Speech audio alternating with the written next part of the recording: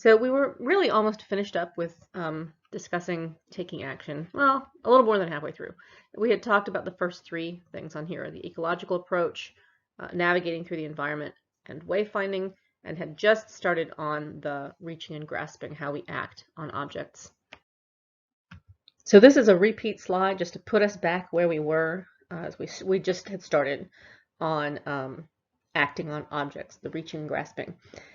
And started by talking about affordances, that J.J. Gibson gave us this term of for those objects that have a function, of what they kind of afford us with that function, and that can be another really in as far as brain representation to help people remember. And we went through a couple of examples of case studies as well. And your author discusses for a little while here this how much then the communication is going on between the dorsal and ventral pathways as we are acting on objects in the world. And we think of this as kind of a how I'm navigating in the world is the dorsal route, but really those two pathways are for people who are healthy and have don't have the brain damage. Those two streams of information are also communicating with each other quite a bit. So in this case, we're going to look to locate an object. That's going to be the dorsal route. We identify, this is my coffee cup, as I'm going to take my sip of coffee. The identification is the ventral route. I'm going to position my hands and fingers to grasp, which is the dorsal route.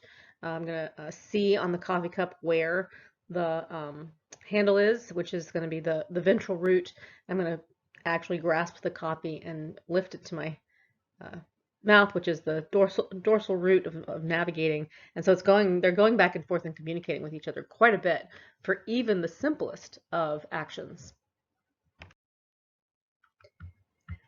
If we go through the physiology of how this is happening at the dorsal route, the reaching and grasping itself, we have a particular area of the brain called the parietal reach region in the posterior parietal cortex, where neurons are going to fire there in anticipation of reaching for an object, but not in anticipation or not as we are just looking at an object. It is specific to our intention to reach and grasp.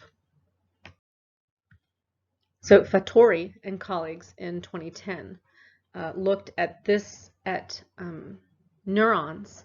So I don't want to say it was single cell recording because they had several different recorders of these neurons and what they were firing to. And your publishers don't give me the picture of the neural firing, so I'm going to describe it the best that I can. But so the study went like this. The monkey is looking at the fixation light in the dark. The light comes on so the monkey can see the object that he or she has to grasp, and then the lights go back out. And if I remember correctly, I can't see if it's actually, but I think the fixation light changes color to tell them to reach for the object. And what they found was, and so this is one example of an object, this kind of round spherical ball, but they had various objects, different objects that required different kinds of grips. And the book shows some of these, so when you're grasping at something where you have to kind of put your hands around it, I can't explain it differently, or if you're grabbing with, I don't think they have actually one with 2 fingers, but you can imagine there are all different kinds of ways to grasp different objects with different shapes and different handles and so forth. And when they were recording from these neurons, the pattern of firing was different depending on the grasp that the monkey had to have. So different neurons would have their maximal firing for this kind of reaching for and planning to grasp a sphere, and then a different neuron would have the maximal firing for grasping at something that has like a handle to grasp. And I'm hoping that came out as making sense. So the parietal reach region, it's not just about my intention to grasp, but the specific, or to reach, but the specific, it includes the specific grasp that I'm going to make. Different neurons are going to fire for that specific grasp. So we're going to talk about observing other people's actions And so we get to talk about mirror neurons. I don't know if you knew this was coming up or if you've done this in a lot of classes. I get to talk about mirror neurons in several of my classes, and it's fun because this is an exciting new discovery where we now have to ask the question. So we've discovered these mirror neurons. What is their purpose? What are they doing for us? And we're still doing a lot of research trying to figure that out. Mirror neurons were discovered by Rizzolatti and his colleagues, I want to say in 1996. I'm going to tell the story of the kind of serendipitous result, which is reminiscent of how Hubel and Wiesel discovered those feature detectors in the visual cortex, because not kind of planning where the animal's still hooked up and then they find out, oh wow, this is what those neurons are responding to. So Rizzolatti and his colleagues were doing single cell recording, but from several neurons in the premotor cortex, and they were looking at the monkeys performing specific actions. And one day they had the monkey still hooked up, and the researcher went in and whatever, I think it was, grabbed a peanut, and the monkey's neurons fired just as if the monkey was performing that action, him or herself. So that's how we talk about mirror neurons, that they are responding the same whether you are performing a specific action or whether you're watching someone else perform that action.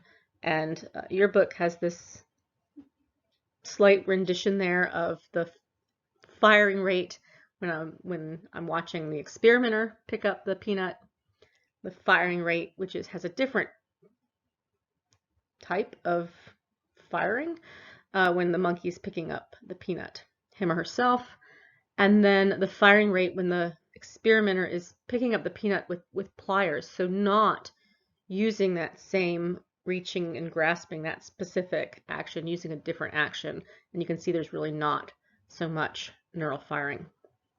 We also have discovered that there are audio-visual mirror neurons, so if they show the person breaking the peanut and there's a sound, that those neurons are firing. If we show the person breaking the peanut and there's no sound, there's less firing, but the mirror neurons fire because the action is being shown. And even when the monkey just hears the peanut breaking, there is some firing of those neurons, as this is the knowing that that action is occurring and having a kind of visualization of it.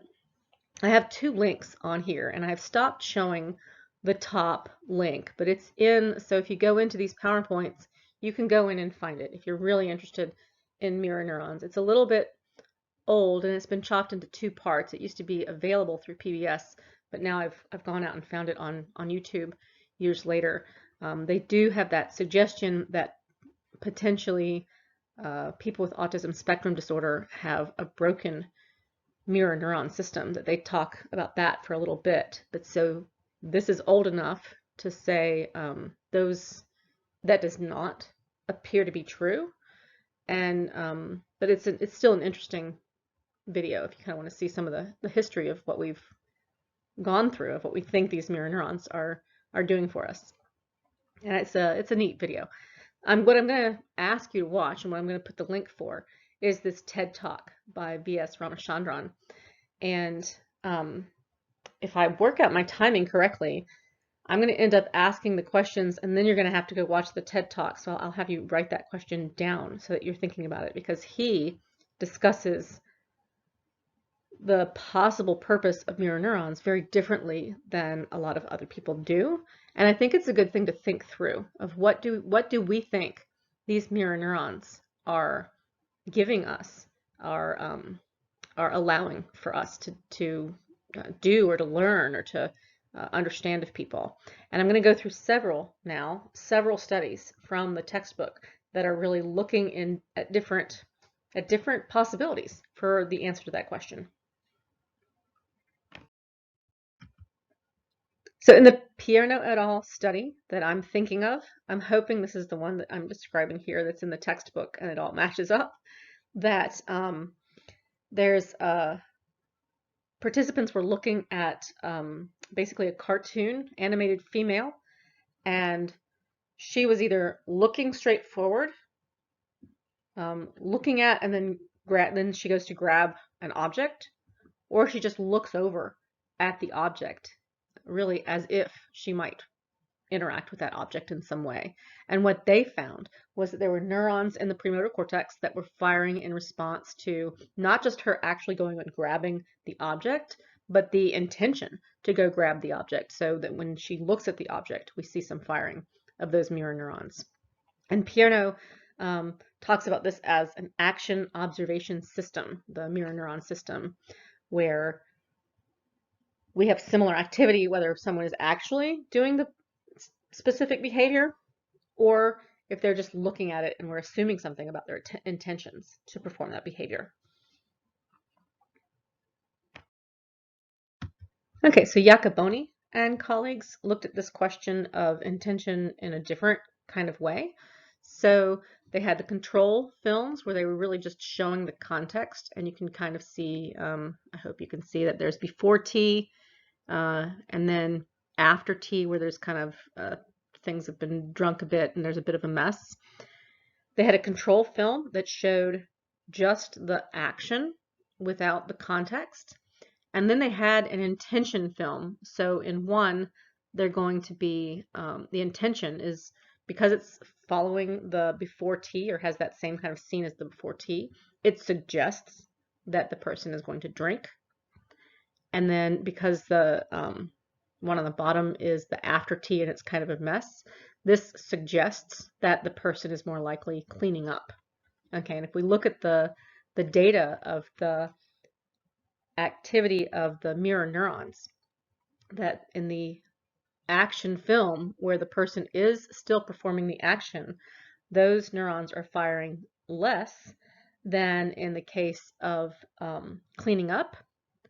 And in the case of cleaning up, they're firing more than in just the action film, but they're firing less than when the intention is to drink. The mirror neurons are firing the strongest or the fastest when the person is intending to drink. So they interpreted this really as the intention is important for the mirror neuron response, and that we are assuming things.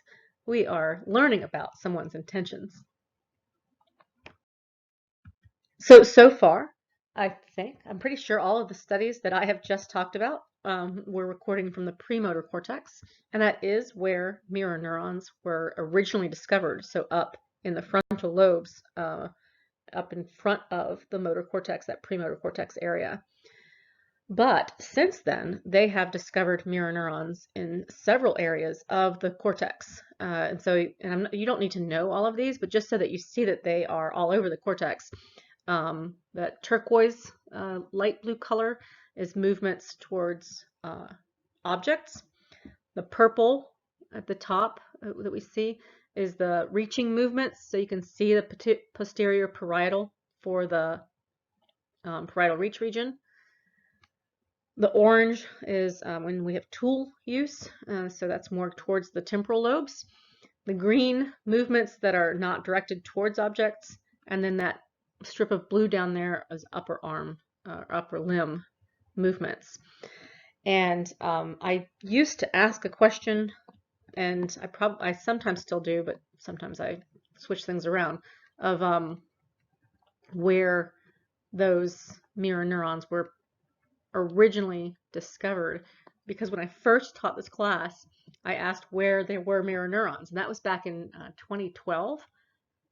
And from what I knew back then, they were in the premotor cortex, but some students would write different things of different areas of the cortex. I don't know if they were guessing or if they actually knew something about mirror neurons. I have no idea. But when I'd go and look that up just to check, they were already discovering them in other areas. So I switched the question to say, where were they discovered? Because they really have been discovered all over the cortex now.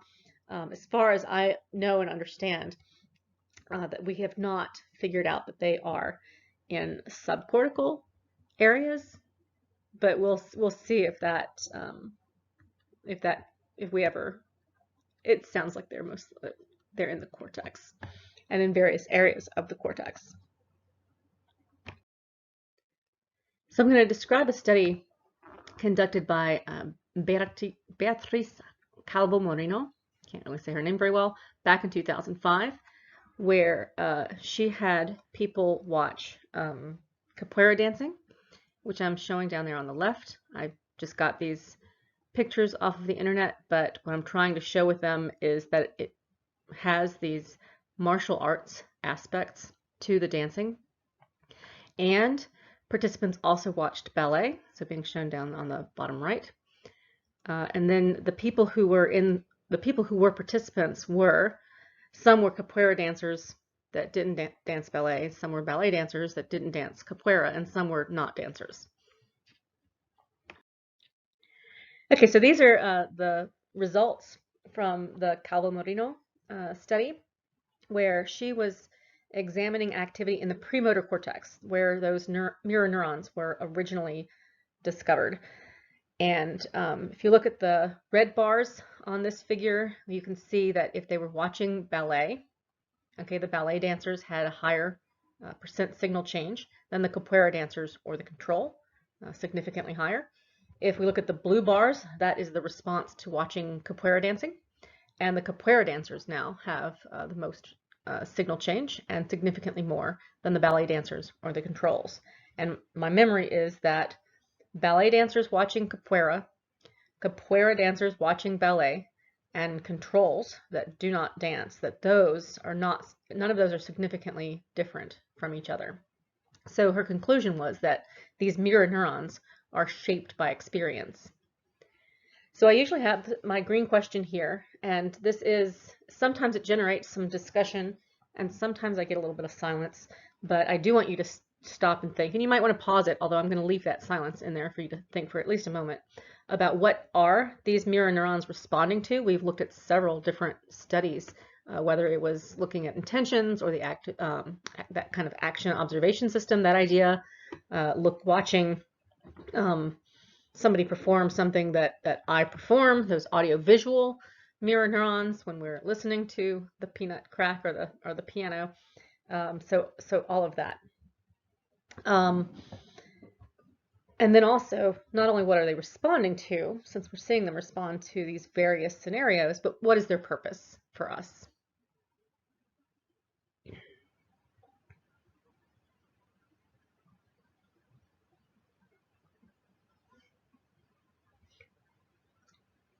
And we might say it for other animals as well, since these were discovered in monkeys.